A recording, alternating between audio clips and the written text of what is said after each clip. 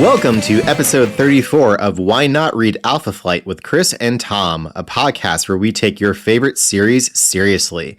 I'm Tom Flynn. And I'm Chris Baker. We are just over 1/3 of the way through Alpha Flight Volume 1, almost halfway through Mantlow's tenure writing this book, and things are happening! It's all happening! What's been happening, you might ask? Here's the story so far. Our team of elbows-up Canadian heroes currently consists of... Team leader Heather Hudson, aka Vindicator, and newest Alphan, Mr. Madison Jeffries, who are in their flirting era. Hirsute acrobatic dwarf in a unitard, Puck, who is constantly hating his body and laments his unrequited love for Heather. Dr. Michael fucking Two Young Men has taken the talisman of power from his daughter Elizabeth, giving her humanity back while becoming colder and more utilitarian in thinking himself. We also have the speedster twins Northstar and Aurora. Northstar has a persistent cough that is getting worse. I mean, like, no real foreshadowing there. It's just obnoxious, but moving on. Aurora had a romantic or at least sexual relationship with secret agent linebacker superhero Dr. Walter Langowski, aka Sasquatch.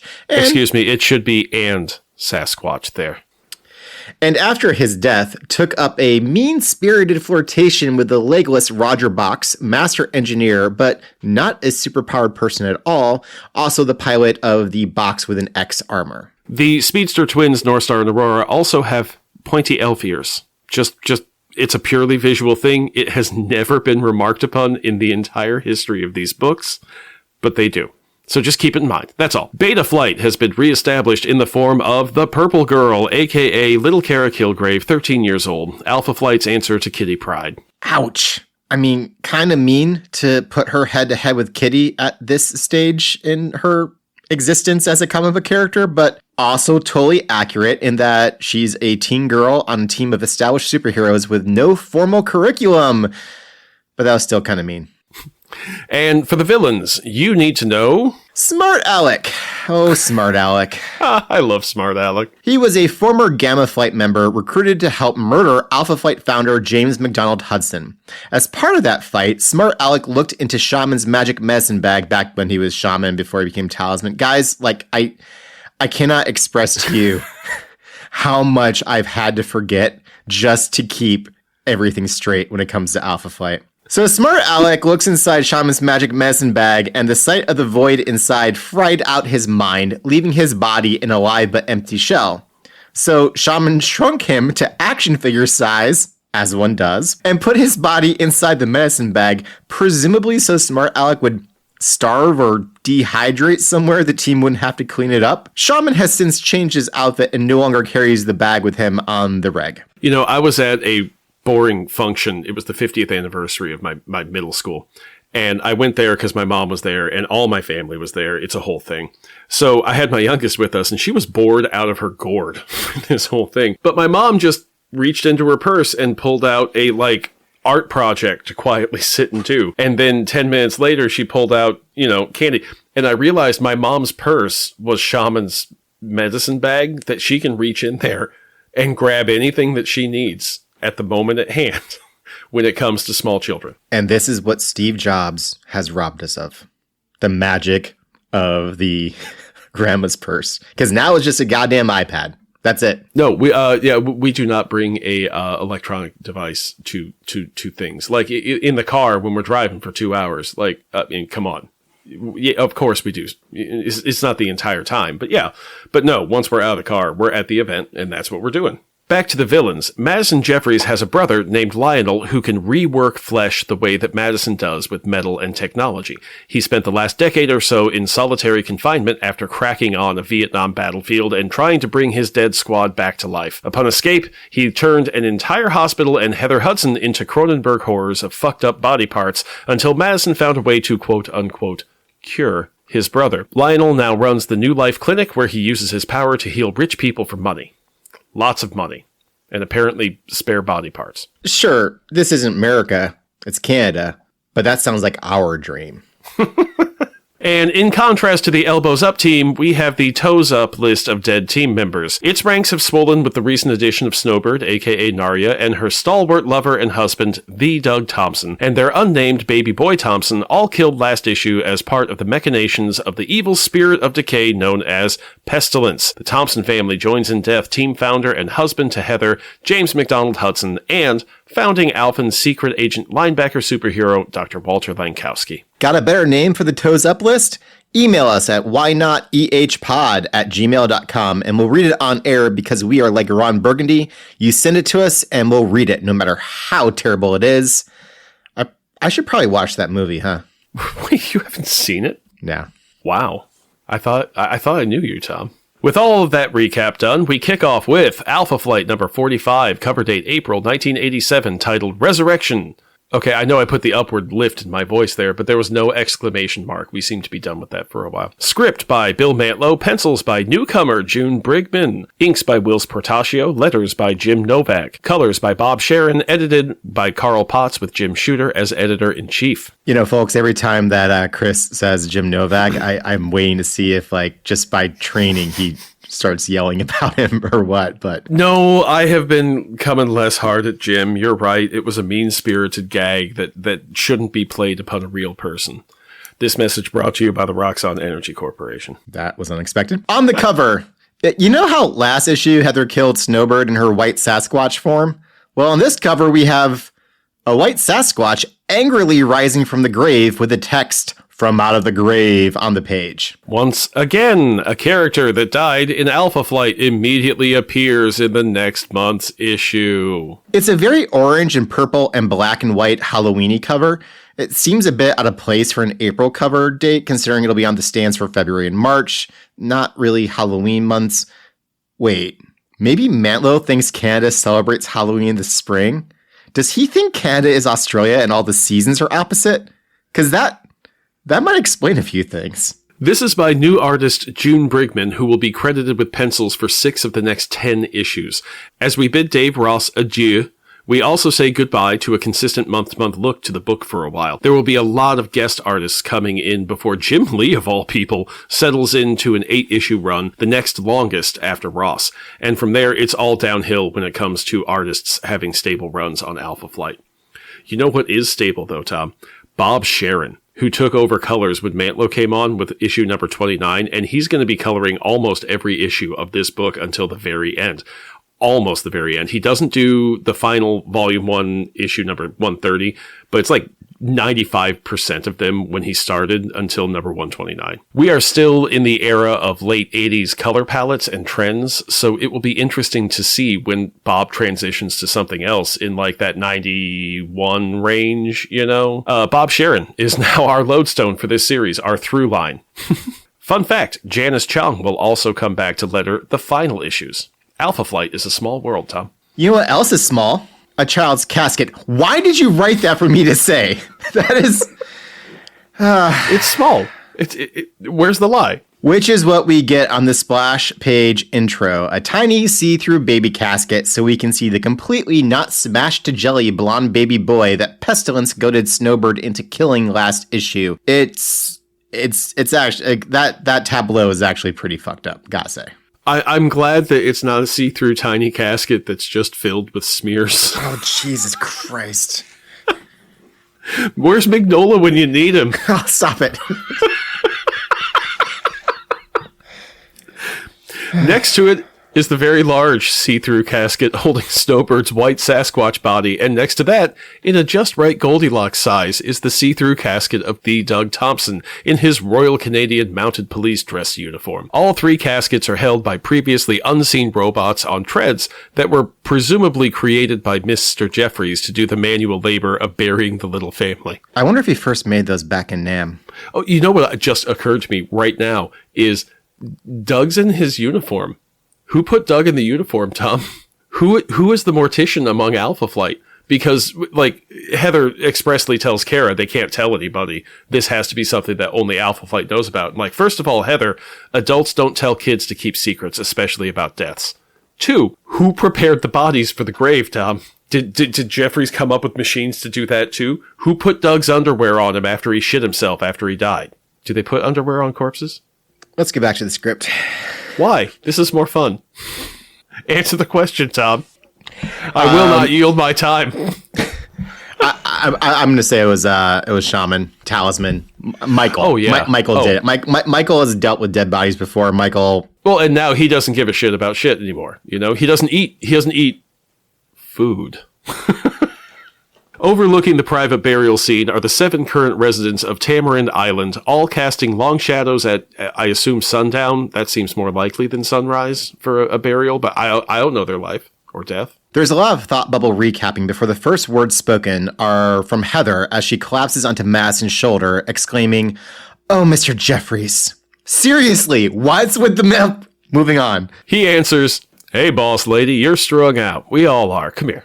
Lean on me." And they embrace, much to the self-loathing chagrin of Puck. Kind of weird to tell your boss, dressed in a spandex outfit, to come here and give me a hug. What do you mean? I remember when Captain America was really distraught and Hawkeye said the same thing. I don't believe you. Puck has 7 speech bubbles in this issue and 6 thought bubbles.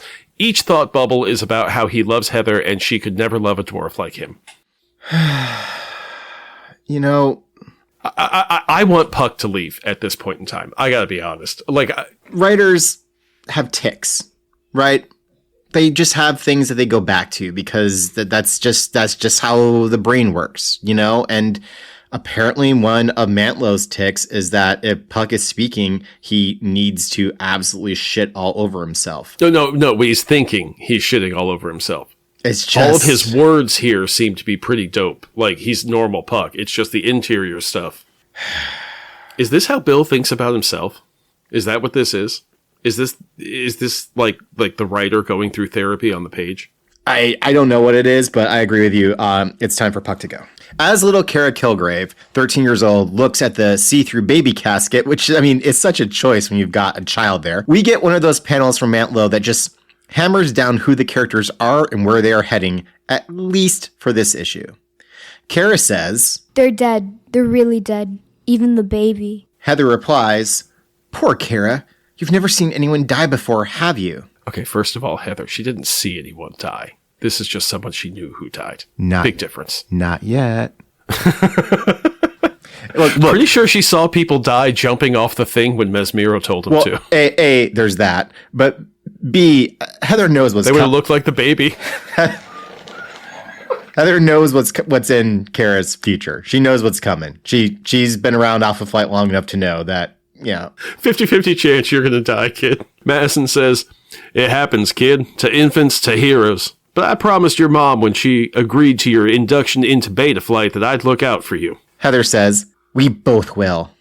And Kara says, "I believe you. I feel like you're my family already." While Puck thinks, "While I'm on the outside, looking in." And that's what Bill sees here. Heather and Madison as mommy and daddy of the group, and Puck as the weird uncle you'd rather not come to Thanksgiving. Shaman summons Snowbird's god family and implores, "Nah, Chris," he fucking tells them to take her soul.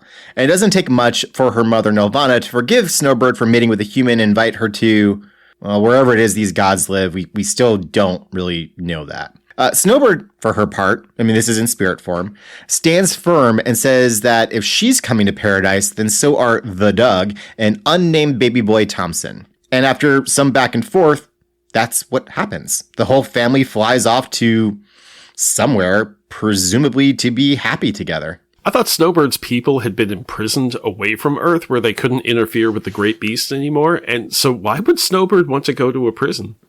Maybe it's a nice prison, like the kind you send Ghislaine Maxwell to.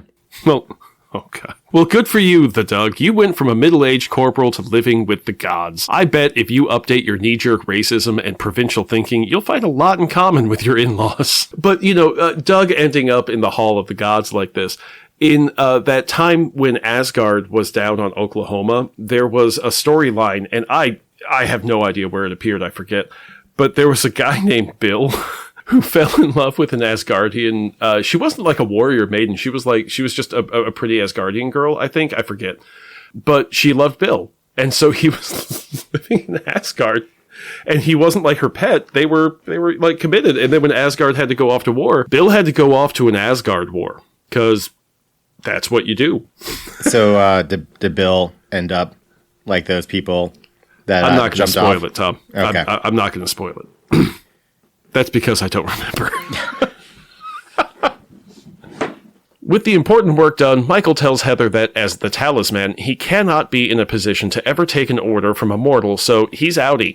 He tells them to tell Lisbeth that he will be looking over her even though he has abandoned this earthly plane, and he disappears into a swirl of fuck-off magic. That is twice since Mantlo took over that Michael has just noped the fuck off this team. I really miss Dr. Michael fucking Two Young Men. I know, like, I kept writing the name in there, and it's not Michael fucking Two Young Men. This guy does not... Moving on. At that moment, they notice that Tamarin Island has visitors in the form of a branded boat from the New Life Clinic, which is totally not a cult. Totally is. The healthcare organization run by Madison's totally not a supervillain anymore brother. Almost certainly is. The not legally a doctor anymore, Lionel Jeffries, who is somehow training the actually a doctor, Whitman Knapp, during Knapp's medical internship. The team rushes back to Mansion Alpha to greet the doctors and Roger Bochs, who reveals that not only has he been healed of his case of the bends, but Lionel also used his power to shape flesh, to use Roger's quote-unquote baby fat to make him legs. So now Roger is a standard 1987 hot dude with orange hair. Much to Aurora's delight, she's fairly shameless here. So's Roger. He says, "If you don't mind, I've been trapped inside this big tin sardine can for weeks, and now that I'm out, I want to show this lovely little lady what this year's model Roger Bochs can do." And he throws Aurora over his shoulder and carries her up the stairs to a bedroom. New Bochs fucks. That doesn't roll off the tongue in quite the same way, but also, everyone, take a drink. It also doesn't feel as fun as the idea of Puck, who also takes one of his ration thought bubbles to consider whether Lionel could change him too, which, yeah, sucks, Puck. Puck sucks. Before the scene changes, Dr. Whitman Knapp thinks, oh, he needs a voice, doesn't he? Listeners, we're just going to do a normal voice for this, but you let us know what you think Whitman Knapp sounds like. Oh, yeah, what do you hear in your head? Dr. Whitman Knapp thinks, the purple girl's waving at me. She's cute, sort of. Can she like me? And Kara thinks, I like him. okay, Chris. Okay. We need to have a little conversation real quick. Because We don't. Bill needs to. I had nothing to do with this, Tom. Oh, that is true. You did not write this. You did, however, allow me to permit my 11-year-old daughter to voice Purple Girl when you knew full fucking well that she was going to be hit on by some 20-year-old. Because that's what's happening. I know how this works too. So what the fuck, Not 20, Chris? friend. 25 at best. Oh my God, what is wrong with this series? Jesus Christ. Oh yeah, it's gonna. This is like probably the biggest Mantlo thread. Honestly, is the age difference between Knapp and Purple Girl. Because my friend, this is going to be stable for a while. Chris, Yeah. be glad Aaron doesn't listen to this podcast. Later that night, Heather is walking around the dark mansion in her weird pajamas when she comes across the adorable action figure of Smart Alec, who earlier emerged from Shaman's medicine bag, scurrying along the baseboard like a mouse. Just as she is trying to stomp him in this month's page of the author's barely disguised fetish, the white Sasquatch body bursts through the wall like X-Factor to smack Heather down. In the chaos, Smart Alec lands at the feet of the inert box with an X armor. The team rushes down in their pajamas to see Puck pulling Heather away from a fight between White Sasquatch and the box with an X armor, only to have Aurora and Roger walk up behind the team and wonder who is in the armor. Aurora says, It cannot be. Bochs says, "Hello, beautiful. Miss me?" That's right, folks. It's the triumphant return of the real hero of the book, our friend, secret agent, linebacker, superhero, Dr. Walter Langkowski. Back from the dead, out of the tiny, useless body of Smart Alec, and back in the box armor. You can't keep a good man down. It just says puking noise in the script, Tom. You look like you threw up in your mouth a little bit. Walt's soul had found the body of Smart Alec in the void beyond the bag, and apparently you need both the soul and the body to get out of there, and Walt found a way to do it because, of course, he fucking did. God help us, Tom. He is, in fact, the brains of this operation. And this operation needs some brains. Okay, I can be professional. Yes, we're pros, Tom. Walt knows better than anyone on Earth that the Bochs armor can't compete with White Sasquatch for long. Sorry. It's just, in this climate, every time I say White Sasquatch, it feels a little weird. White power Sasquatch? Yeah, stop it. So he unloads the armor's power supply into White Sasquatch. I've seen that movie. Okay, wait, now it's the white power Sasquatch. To stun it and release the evil spirit of pestilence that had apparently possessed the dead and decaying body to try to kill Alpha Flight one more time. There was no foreshadowing to that. It's just pestilence comes out of the body. We're glossing over it because it was glossed over in the text. Yeah, we're not doing this. Bill did this. It's not our fault. It's Bill's fault. Yeah, there's like one page of the body rising from the grave, and then it bursts through the wall, and you have no idea what the fuck is going on. Heather grabs Shaman's conveniently located medicine bag and throws it at just Pestilence. laying around the house all the time. I mean, it's really quite wild, actually. So she grabs it, lifts it up, grabs Pestilence's spirit that's now been kicked out of the Sasquatch body, trapping it in the void without a body to carry it back through. So long as they don't throw Smart Alec's little body back in there, we should be good with Pestilence for a bit. Okay, so you got to look at the scales here. Okay, we got rid of this evil spirit of decay and hate, but we also lost a place to put all the bodies we're about to stack, and now we have to actually stack them. They've already solved that with Jeffrey's little helpers that can just dig a grave wherever they need it. Okay, so you know this, but the listeners don't, but we have a red-eared slider turtle in our giant tank in our basement, and Dr. Zoom is awesome. But I want to get some goldfish for Dr. Zoom's tank to give her something to chase around and whatnot. And I realized that putting in a goldfish in a tank with a turtle is like you and I being stuck in an enclosed zoo with a Sherman tank that somehow runs on human flesh. Yeah. And I think that Jeffries is creating those tanks that run on human flesh so that they can take care of all those bodies in Burial Butte from the last episode. What happened to all of those? Was there a news story about it? Has Alpha Flight explained the concept of pestilence to anyone? There's dozens of bodies in that town. Jeffries has to be powering these things somehow. That is an interesting, what kind of after-action report do they turn into Gary Cody about that one? Actually, we get into some of this later on because our body count is, Burial Butte is nothing compared to some of the scenes that we're going to see in the much later Alpha Flight. But yeah, I think you're going to find the Department H bureaucratic angles to be kind of interesting as we move through this. Back to the script. We had a good old-fashioned Deus Ex Shaman. Haven't had one of those in a good long time, and it'll be a longer time until we have one again, Tom. If we have one again. But now, since there's an empty body available, Walt, somehow, jumps his soul from the now depowered and dead armor into the white Sasquatch body, which is now alive for him to use.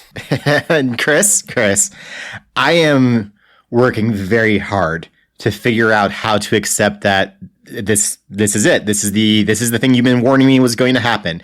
Douchebag is back. If I can do that, you can find a way to not overthink this. Besides, it's a mantlo thread. If you pull at it, the whole thing unravels. Okay, I agree that there are a lot of mantlo threads going on in this episode. It's a grand tapestry. However, the nature of the white Sasquatch body is a mantlo thread that becomes a major plot thread for several years of publishing time. And we're going to end up having to talk about this one a bit more. So this is not overthinking it, you bum. Aurora reacts to Walt being back as shamelessly as she did to Roger getting legs. And right in front of Roger, who presumably was literally giving her the time when this whole fight started. You have so many euphemisms. It's really quite impressive. It's not so much about the euphemisms themselves. It's about placing them where you know whatever it is that you say means. Yeah. Actually, I think that comes from Catcher in the Rye. I think he talks about someone giving her the time in the backseat of the car or something like that. Look who's bringing the in-depth literary references this time, friend. Yeah, I wouldn't know. You're not missing much. But that is some seriously fast shifting of affection, even for Aurora. How do we delicately talk about this, Tom? Because I think actually what you wrote in the script sums it up perfectly. It feels like Mantlo just said to himself, Aurora is a flighty slut. This is exactly what a slutty slut would do. Why is everyone looking at me like that? And that's pretty much what he's done here. He has decided that Aurora will bounce around. Now, oh, you know what this is? This is a callback to that scene with the Lumberjacks when she debuted her new her new look. And she was like, hell yeah, I'm down to party with a remote camp of lumberjacks that hasn't seen a woman in 2 weeks. And Walt is like, really? That's you? You know, when writers look back on what has come before and they pick up on this one little thing that you didn't think was important, but they decided was a key point, I guess that part of Aurora is what Bill keyed in on in this month's The Author's Barely Disguised Fetish. Lots of that going on this issue. So I think that kind of sums up where we're at with Mantlow's Aurora. It just feels like if Mantlo had to explain his plots out loud to a table of 3 other writers, those writers could have fixed a lot of the worst problems in Alpha Flight with just the looks on their faces. Because if Bill had to sit down and be like, all right, so she's bouncing on top of Bochs and then runs down and Roger's there. And she runs to him because Walt's there. And Walt's there. Sorry. See, even I can't keep it straight. And the other writers are looking at him. They're like, Bill, come on. He's like, okay. How about we do it like this? And they're like, much better. That's, you know what?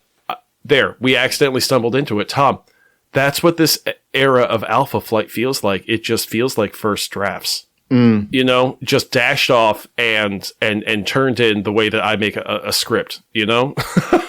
So, Bill, I guess I can feel some solidarity there with you, but your first drafts are much better than this. Oh, I think we cracked the code here, Tom. Aurora jumps into Sasquatch's arms, expecting him to turn back into her stalwart lover, the blonde, bespectacled Walter, but instead finds herself being held by a very tall, white-haired woman. Let's welcome to the book, Wanda Lankowski, everybody! In addition to being able to change into white Sasquatch, Wanda's other superpower is to always be wearing a red swimsuit and red flats when she turns human. This would be a very different book if Wanda had to get buck-ass naked and meditate to change into Sasquatch.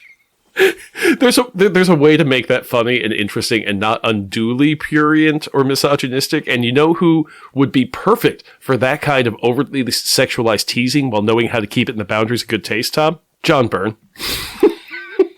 That's what he's going to do in the sensational She-Hulk in 1989. It's a very fun run, and if I was making podcasts for a living, I would totally cover those 50 issues. And folks... Stop saying that. At the rate we record and release, you've outlined projects to take us through about 2033, and you've already walked us into this one until my oldest is out of high school. Folks, if you like what we do, we'd really appreciate if you would subscribe to our Patreon, because we have a lot of ideas that we'd love to bring to life, and we know that a lot of you really like those ideas. So please consider kicking us a couple of bucks so that we can justify taking the time to do something like, I don't know, $20.99 maybe? It'll be worth it to do all of $20.99. Tom, X-Men 2099 has to be the worst comic book I own every issue of. I not just own every issue of it, buddy. I have a poster of it on my wall right now next to me while I am recording in the year of our Lord 2025. I remember less than half of these characters' names, but I've owned a poster of them for a quarter fucking century, Tom. I know the speedster guy is Henri, but the speedster has a French name, Henri. How fucking original. Oh my god, why? Well, he can't fly. Oh, great. Tom, it's the original concept. I'm on board. So help us get on board, folks. Please, I would love to talk about 2099 for years, Tom. I would love to drag you through Ravage 2099, the last thing that Stan Lee created for Marvel, and it lasted like 7 issues or something. Sorry, love me some 2099. Before we leave issue number 45, I want to mention an ad at the end of this book from TSR for the Marvel Superheroes RPG. While I have not played myself, I am aware of a module for this game starring Alpha Flight called Cat's Paw. Listeners, if any of you have experience running an old Marvel 80s tabletop RPG game, please let us know. We would love to play this module. And now we move right along to Alpha Flight number 46, cover date May 1987, titled Friends and Lovers. Do you hear the boom from the Beatles song? Yes. Same creative team as last issue, and I feel like I should relish being able to say that. Yeah, for a little while you should. On the cover, Sasquatch and Bochs are fighting. Again. Didn't we just end the last issue with this, with one of them dead? This is the third cover in a row with White Sasquatch on it, and she died in the first of those issues. The cover does say friends at the bottom underneath White Sass and Bochs with their hands at each other's throats. Oh, so that's how it is in their friendship. That was some good bug eyes there, buddy. I haven't loved Brigman's covers so far, but I am kind of digging aspects of her interior work, and we'll get more into that in a bit. Splash page open of a forlorn-looking Wanda sitting next to a panicked-looking Aurora, yelling at a very dapper and evil-looking Dr. Lionel Jeffries. "You are a doctor, a miracle worker, as your brother, Mr. Jeffries," she says it that way too. Transmutates metal, you, Scramble, transform flesh. Well, I have an easy task for you. Transform my boyfriend back into a man. With 3 exclamation points. Okay, that's a lot, Jim Novak. Not quite bum territory, but you better watch your ass, Jim. Lionel is wearing a white coat that buttons up like the Rocketeer's jacket, but if you look closely, Tom, it's not a coat. It's a one-piece romper thing. He's got kind of a Reanimator vibe, and I'm sure that's not a coincidence. That movie came out in 1985 and was easily available on VHS in 1987 when this was written. Plus, I don't doubt that Mantla was a horror buff. That just makes sense. Oh, yeah. It's a very sharp look in the same way that Hugo Boss designed very sharp uniforms. Some clothes just look evil, and Lionel went out of his way to custom order his. Also, Aurora called him Scramble. Everybody calls him Scramble throughout this. Now, he was Scramble for 6 hours when he Cronenberged the hospital? That's it. He wasn't Scramble before that, I don't think. I mean, I don't know. They haven't really explained it, but he doesn't seem to mind being called Scramble, and that when you're called your supervillain name and you're not a supervillain anymore, you're supposed to correct people, and he never corrects anybody.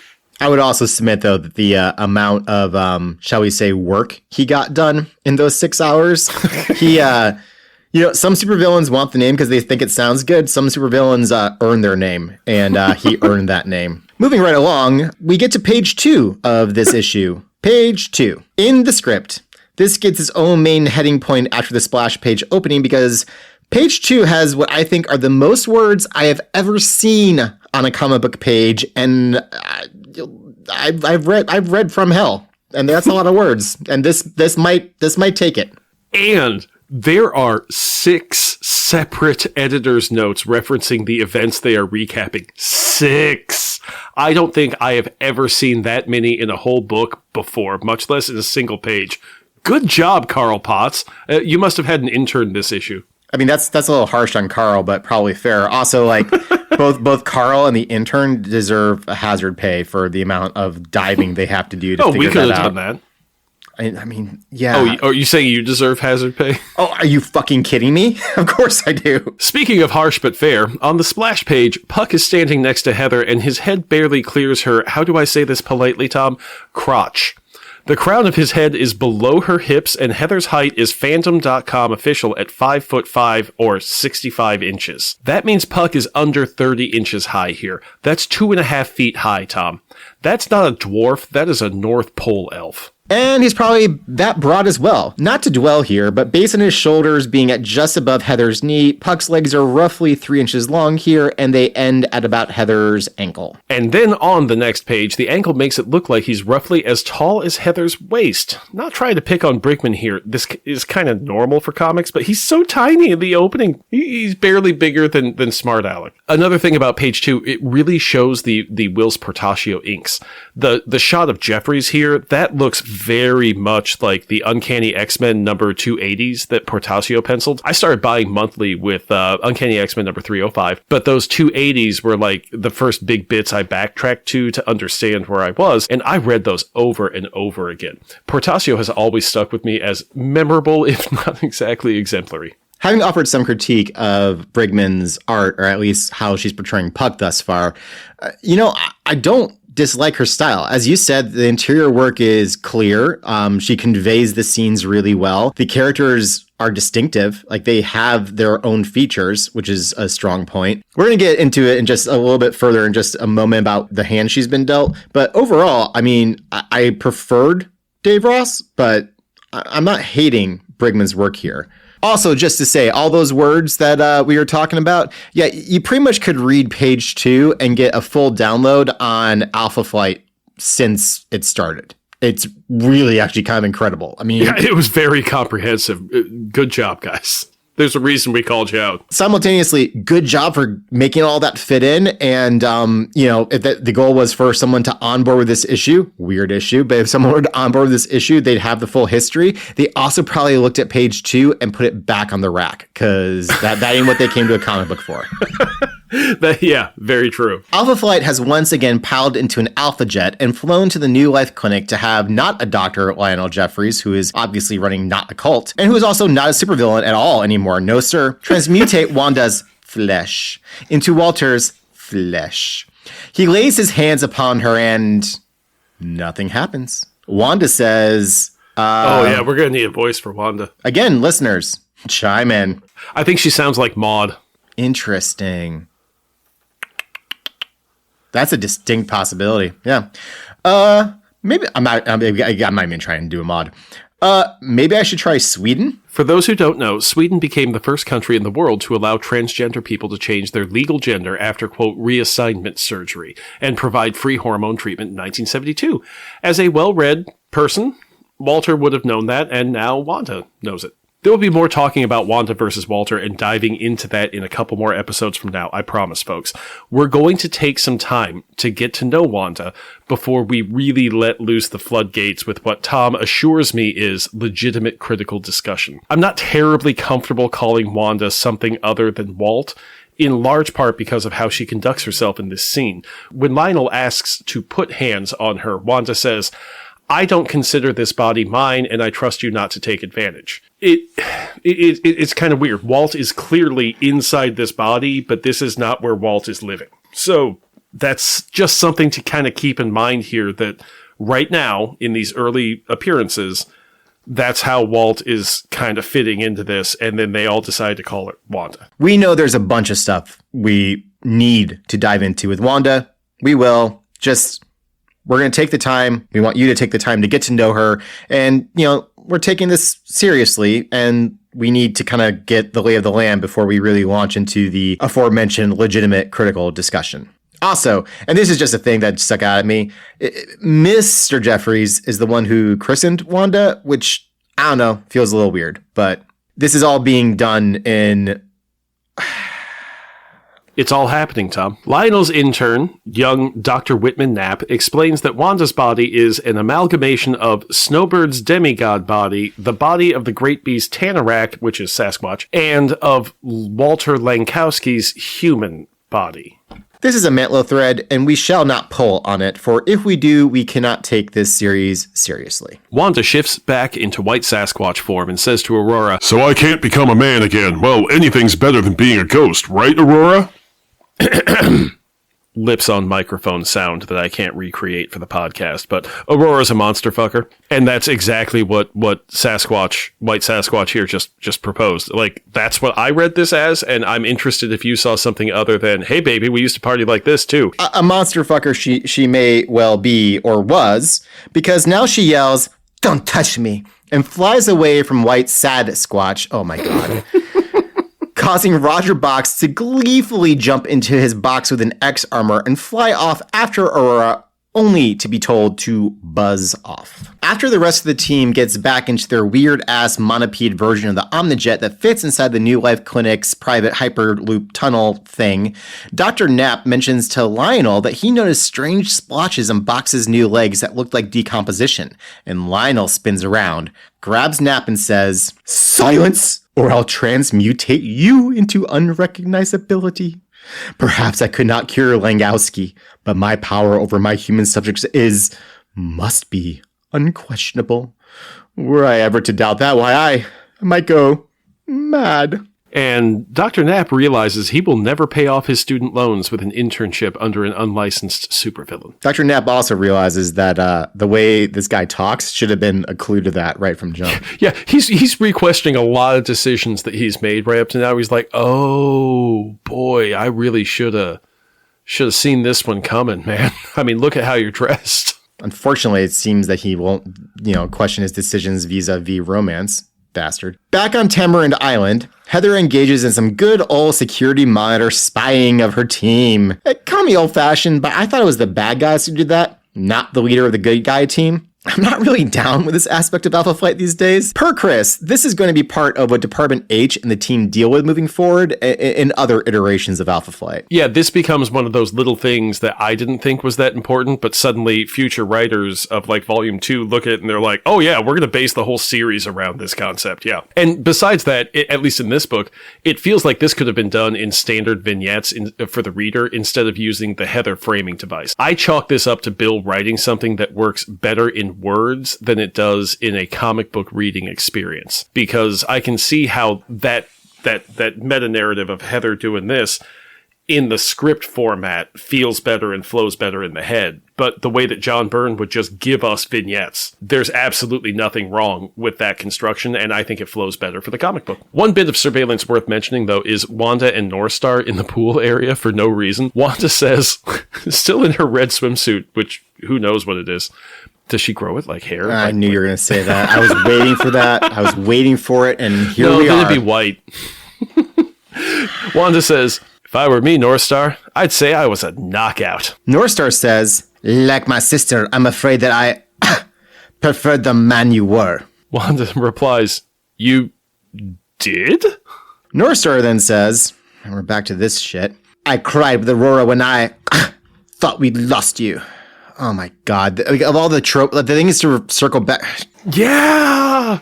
It is a nice touching moment where it seems as though Wanda, Walt, and North Star kind of bury the hatchet, and we're not going to have the let's try to kill North Star. When I said I wanted to play that Cat's Paw module of the RPG, it's really because I want to play as Sasquatch and spend every turn trying to kill whoever's playing North Star. That sounds great. I thought that...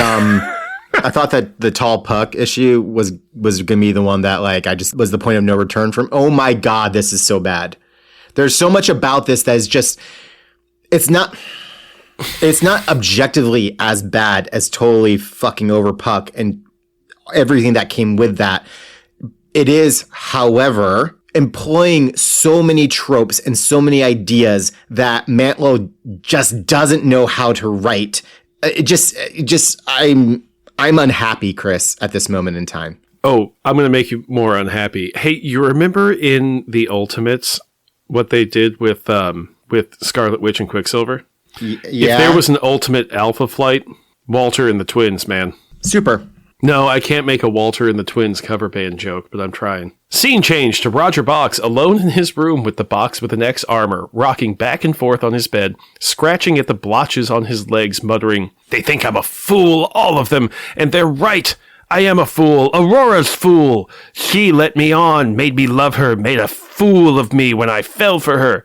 She'll pay for that. I'll make her pay. I'll make them all pay." Whenever anyone says, "I'll make them all pay," that feels like the comic book equivalent of the Kubrick stare. Brigman's Roger is so very unlike any other version we've seen before. It's not her fault that she came on at this point in the story, but he doesn't seem in any way the same character we've known for several years of publication now. And because he looks different. He's got legs. He's not chubby. He looks like a superhero, like we've been kind of connecting through some of the changes that Mantlo is making. So his face doesn't have that same chubbiness to it. Even his hair is different. It's just real jarring with the addition of a change in artist at this point in time, on top of the change in physical look, on top of, oh, apparently Roger is incel case 0. You know what I mean? It's a lot. I kind of want to underline that. We're about to get a substantial exposition dump that would be as infuriating for a longtime reader as it would be for an in-universe character. Mantlo is about to fundamentally rewrite who Roger Bochs is inside of 2 issues. At the same time, he sheds light on Mr. Jeffries in a way that makes sense within his characterization to date. Oh, because he's the only one allowed to be cool, right? This is simply maddening. I feel no matter who the artist is in this situation, even Dave Ross, who's been working on the series for a bit, this would simply feel awkward and out of place. But at least Bochs wouldn't look quite so handsome. His hair is just really so very 1987. I can't get this across enough, listeners. So blah, blah, Roger gets in the armor and bursts into Aurora's room and grabs her, and the rest of the team rallies to the disturbance. It flows pretty much the way you might expect it to from here, considering this is like pretty much the same thing that happened last time with Sasquatch, right? Roger is full-on incel and lashing out at his friends, taking them out one by one as they try to save Aurora and themselves. One thing worth noting here is that when the Bochs with an X armor is holding Aurora in his big robot hand, just the one hand, as he's threatening her, this feels very different than how Byrne had Gilded Lily threaten Aurora. Like, there's a lot of ownership of body stuff here, and there's a lot of what's going to happen to Aurora. She's the damsel in distress. There were creepy overtones with Lily, but somehow this Roger story has made that even creepier. And maybe the title of this episode is going to have to be ... the worst issue of Alpha Flight so far.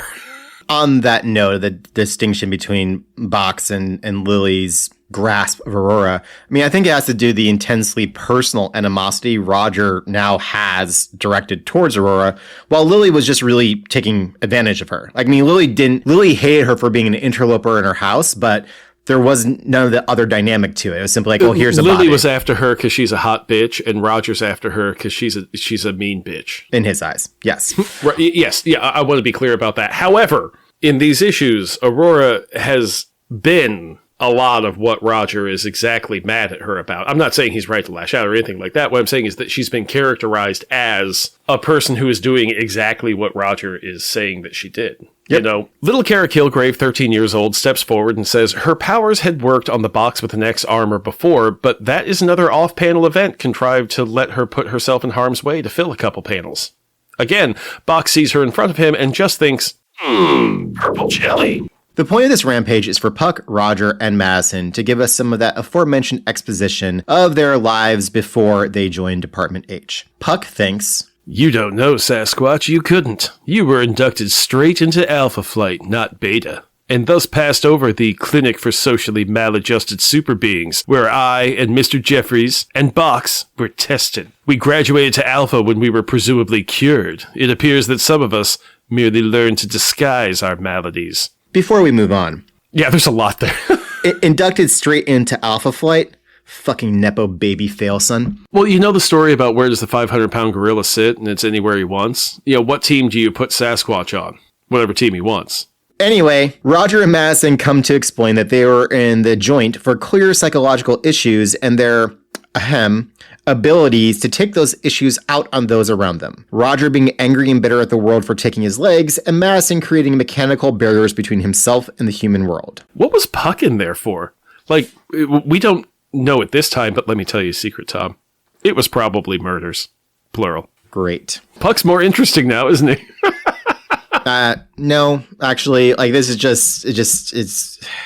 Yeah, it's like a 2-issue backup feature later on, and it's going to be underwhelming. Madison paints a picture of the two of them, he and Bochs, raging against the doctors and the program of the clinic until James MacDonald Hudson showed up to give them a path out of the joint and into being heroes. Before we move along with the story, let's just take these in reverse order. Okay, first, again, JMH is trolling insane asylums to get recruits that he thinks he can control. Like, I know Byrne wanted to style this book after the Fantastic Four, but Mantlo seems intent on making JMH just as morally dubious as Reed Richards, but on a much tighter budget. Also, for as cool as Madison is proving to be under Mantlo's pen, it seems weird Mantlo is making him into a former mental patient. Earlier in the book, Madison says, "The problem's in Boxy's heart and Aurora's head." And as Roger is cursing Madison for his betrayal, Madison in the armor says, "The only basis for any bit of that bile you're spewing, Boxy, is in your own twisted mind." I guess Madison picked up some psychological insight from his time in the joint. Maybe that's why he's finding his groove here. He's done the work and really taken to heart what they taught him. That said, it's really called the Clinic for Socially Maladjusted Super Beings.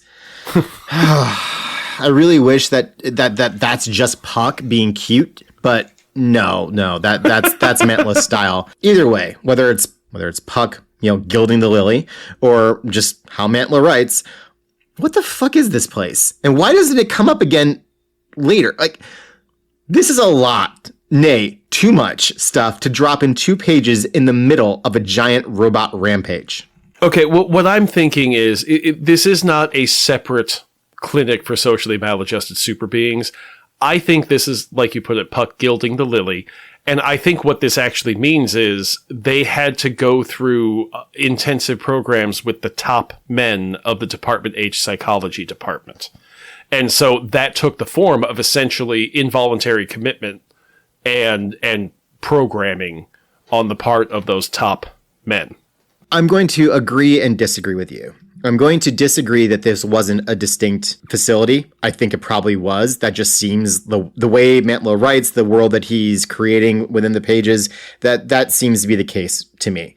I will, however... There will be like an orphanage that is used and expressly referenced like this, but it is not called this, and it is not for grown-ups like Bochs and Jeffries. Fair enough. My point of agreement is that the top men were absolutely involved. That giant robot rampage is only ended when Mr. Jeffries uses his last idea and phases into the armor, forcibly ejecting Roger, who is left humiliated and impotent in front of the only people he might have ever called friends. And thus, Roger has hit rock bottom. And as anyone who has hit rock bottom knows, there's another level Roger hasn't even found yet that he's going to continue to fall through because rock bottom has a basement. Oh, and Puck got hurt in the fight when the heavyweights fell on him. So this is like the 4th consecutive fight he's gotten hurt in. And also, like, those 2 falling on him, he should just be dead. Like, yeah, he should be sharing that casket with baby boy Thompson. Oh, dude. Just pour him in. Stop. Also, in the final scene, Puck once again appears to be about 28 inches high. Perspective can be hard. How do you make the he should look bigger if he's closer to us. How do you make him look any smaller? Oh, last point. Last point. North Star is in his uniform for the whole issue once again, while everyone else got either into their civvies or their pajamas. So a lot of pajamas in these issues, like a lot of pajamas. Yeah, but not North Star. Just never takes off their uniform. You know, I kind of expected Puck to just run out in the nude and have one little censored box around him the whole time, because that would absolutely be a Puck thing to do, is just run out, flop, flop, flop, man. You've literally just demonstrated how thoroughly Mantlo does not get Puck, because absolutely Puck would not be wearing pajamas. So now I'm even angrier. I'm even angrier. Well, to continue our final thoughts. Circling back to our new artist's work, she uses whiteout figures during Puck's movement to demonstrate how he's moving his acrobatics. Yeah, like Spider-Man. It's really well done. Like it does a really great job of getting across what he does and what he brings to the team. And it's neat in that this is the most Puck has done in like the half dozen issues combined. Like, he's done so much more in this one issue with his movement, just by saving Heather, right? But by saving Heather, by even saving Aurora. Aurora, is in shock from this experience of Bochs attacking her and also her fear of the dark and whatnot. So Puck throws her out of the way and takes the hit from the 2 bodies that should have killed him. So I mean, there's a lot here that feels like Puck, even though every time he thinks it's not Mantlo Puck. Yeah. The last point on Brigman's art, you were right earlier. The women look distinct. And now we've got not just Heather and Aurora and Kara, who's purple, so she's going to look distinct. But we also have Wanda in here. And even in the opening splash page, the 3 faces look different. And that's something that a lot of men have trouble with drawing, is distinct women, distinct any faces. I mean, look at John Byrne. John Byrne draws a good man's face, but his man's face is just the one man's face. Like his off-duty JMH looks like Superman with a flannel shirt on, because that's just the man that John Byrne draws. I think last point. We've said it so many times. The final thought. Yeah, because I need to be done talking about this fucking issue on these 2 issues. And actually not because of Walt returning. Walt returning is the least offensive thing that happens here. Because as dirty as Mantlo does JMH, I feel like Roger's getting it worse. Yeah, we've really kind of been coming through that one here, and it only gets worse next episode, friend. Sorry. But the simplest way of saying this is the way this issue ends with Bochs, kneeling down on the floor and his legs, decaying from him, and he looks clearly defeated and has been embarrassed and humiliated and brought low. We never, ever saw Roger Bochs as a figure of pity when John Byrne was writing him. And there was never a moment of him falling from his chair and someone rushing to help or someone offering to push him and then him explaining the awesome servos he built for his chair. There was none of that. He was just a dude. He was a dude who was in a wheelchair. You don't like it? Suck it. Go buy a different comic book. This is who this guy is. And all of that, just gone. I don't like it. And in the process, he did Aurora dirty. Yeah. However you want to view her, laissez-faire attitude towards sex or her interest in multiple lovers or whatever's going on there, she was a person and she was not cruel, but there was absolutely cruelty built into her interaction with Roger over the last dozen Everything issues. except for the annual, where I was like, hey, I'm actually kind of curious to see how this goes. This could really humanize both of them. Absolutely. And instead she was just turned into, like we said before, she was just turned into a word that we're not allowed to say is white dudes. Yeah, not great. So it's frustrating. I just said Walt returning was not the least offensive thing about these issues, and that's stunning. I hate to say it, but once again, it feels like this book is going places, and it is kind of nice to have a wrapped up our own ass issue like this that feels like Alpha Flight. We're fighting each other and ourselves, and I don't like where it's going, but it feels like it has momentum and energy, and that does matter. And I think that's what the people who really are into the Mantlo run, I think that's what they like about it, is the energy, the bubbliness of it. There's always things bubbling up and happening and changing and moving, and it's not getting wrapped up its own ass for the most part from here on out. That's kind of what this build up to issue number 50 is Mantlo finding his way out of Alpha Flight's ass and into his own world. We'll decide what organ it is later. I mean, fine, that's fine, except that Mantlo's the one that got them wrapped up their own ass. So great that he's finding it. Byrne had them wrapped up before that. Okay, but in a very different Michael way. was Heather's babysitter as a kid. I mean, Elizabeth was the babysitter. Come on, Tom. Yeah, except that is very. And he delivered Snowbird. That is very distinct from all of the characters turning into the worst versions of themselves. When JMH grabs the skis from Heather and insists that as the man he has to go get help, where he learned to ski from? Watching Jean-Paul Bouvier when he was a professional skier. Sure.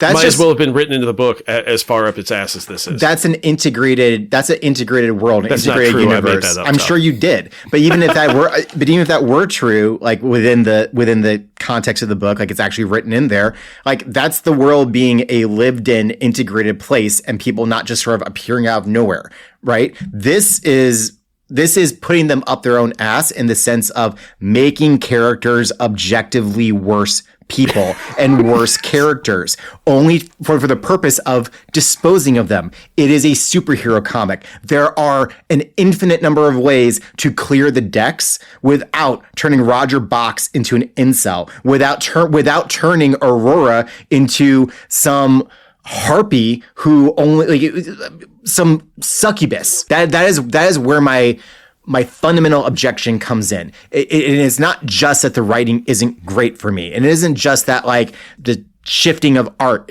is somewhat jarring and whatnot. It's that he's taking characters that he at this point has had for almost as long as John Byrne did.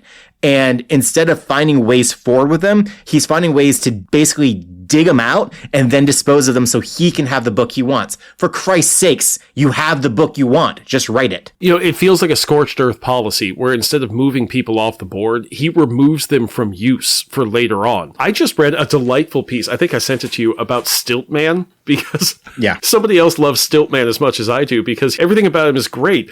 And the way that somebody wrote it was like, you asked to use this villain and editorial says, no, he's busy over here. But that Stiltman, dude, his schedule, wide open.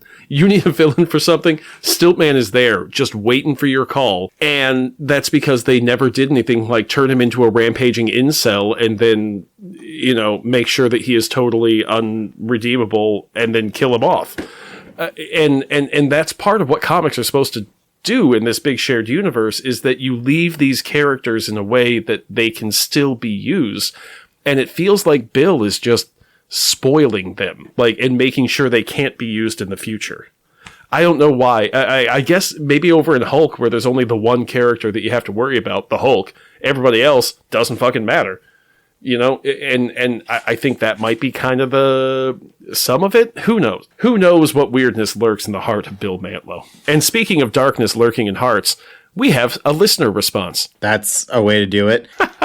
This week, I got an out-of-the-blue text from Dr. Sarah Netzley, our guest from way back in episode 7. She said that Mesbro and the Sentinels' throat-singing quintet gag from last episode, quote, sent me, end quote. Sarah, I assume that's a good thing, and we are happy to have made you feel some joy in these trying, ever so trying times. Why Not Read Alpha Flight is brought to you by listeners like you who subscribe to our Patreon, and by the Excelsior Embroidery Company, a wholly owned subsidiary of the Roxxon Energy Corporation, proud sponsor of the Texas National Guard's 2025 Tour of Chicago. You can get in on all the fun by informing on your brown neighbors, or by coming down to Navy Pier to see the new exhibit on War Crimes Through the Ages, a joint production of Roxxon with the Carl Jepsen Company, makers of Malort. And as usual, the Excelsior Embroidery Company is here to help outfit you for whatever your 2025 Tour of Chicago adventure brings, with lots of new patches suitable to the season, available 24/7 at excelsiorembroidery.etsy.com. I'm particularly proud of the GOP Delenda Est in white block serif letters on a red background. Really befuddles the folks who haven't read a book since they left high school. Listeners of Why Not can use the coupon code WN503 to get 50% off when you order any 3 items from the Etsy store.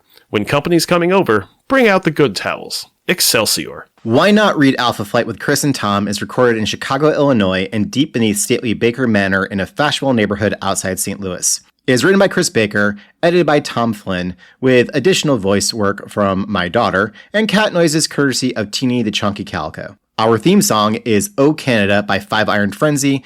New episodes are released every other Monday at www.thewhynotpod.com and wherever you get your podcasts, where ratings and reviews are always welcome as a way to help our community grow. And we love hearing from our community. You can reach us on Blue Sky, Instagram, and by email at whynotapod@gmail.com. That's whynotehpod@gmail.com. Please join us in 2 weeks when Lionel Jeffries lets his hair down. That's worrisome. And relaxes with some good old-fashioned body horror on the people around him. It'll be a Cronenberg-alicious time. Yeah, Jesus. Ending with the alicious makes it sound like delicious, and that doesn't belong in a word with Cronenberg. How about it'll be a scramble-rific mound of flesh that we do not taste with our tongues? Is that better, Chris? Does that make you happier? Somehow, Tom makes it worse.